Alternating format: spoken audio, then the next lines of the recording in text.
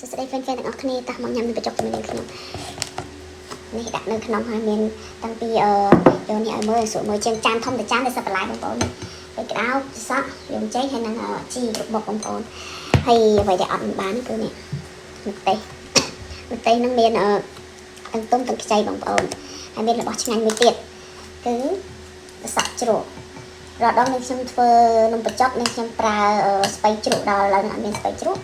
មានតែសក់ជ្រក់អញ្ចឹងយើងដាក់សក់ជ្រក់ចំណូលក៏ឆ្ងាញ់ដែរស្រុកខ្មែរភាគច្រើននំបញ្ចុកគេដាក់តែសក់ជ្រក់ចឹងបងប្អូនមើលសក់ជ្រក់នេះខ្ញុំជ្រក់ខ្លួនឯងឥឡូវទៅសក់ថោកណាបងប្អូនអើយទិញតែ100មកជ្រក់បាន1គីឡូធំហើយអញ្ចឹងព្រឹកមិញបងប្អូនខ្ញុំទៅផ្សារខ្ញុំដើររកទិញត្រីបងប្អូនរកឡើងច្រើនកន្លែងរកអត់បានទេរកឡើង3-4កន្លែងនៅឃើញថាឃ្លាននំបញ្ចុកក៏ប៉ិតបន្លែ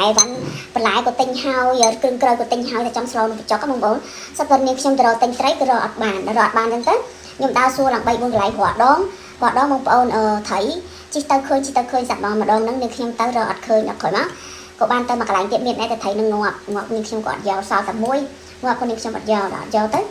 ក៏បកឡើងមកកន្លងពេញផ្សារដល់រកទិញត្រីបងប្អូនដល់សម្រាប់មែនតើឃើញណាតើចង់ហូបនំបញ្ចុកឬក៏ចង់ញ៉ាំបាញ់ហយជីក៏ទិញហើយអស់ហើយនៅឃើញតែនៅតែឃ្លាននំបញ្ចុកមានណានេះខ្ញុំជីទៅមកកន្លែងទៀតទៅឃើញត្រីសួរគេថាមានតែប៉ុន្តែត្រីហ្នឹងគឺគេវះយកតែសាច់ទេហើយគេលក់មួយចានអញ្ចឹងណានេះខ្ញុំក៏ទិញត្រីយកមកស្លទៅថ្មីបើវាអត់ហើយរាល់ដងបងប្អូនអើយទៅមិនខ្វះទេត្រីច្រើនណាស់តោះឥឡូវកុំបាយដាក់ច្រើនពេកញ៉ាំមួយនេះខ្ញុំអស់បងប្អូនហ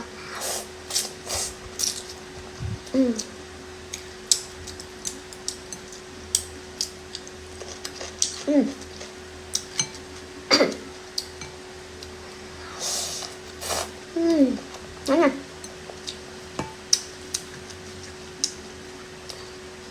មានបងប្អូនខ្លះគាត់ថាញ៉ាំម្នាក់ឯងមិនសូវឆ្ងាញ់ទេចាំមានគ្នាបើចំពោះនឹងខ្ញុំវិញ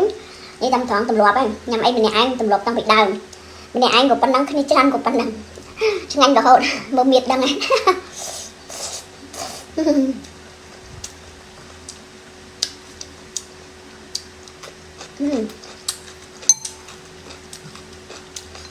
ផ្លែបដែរ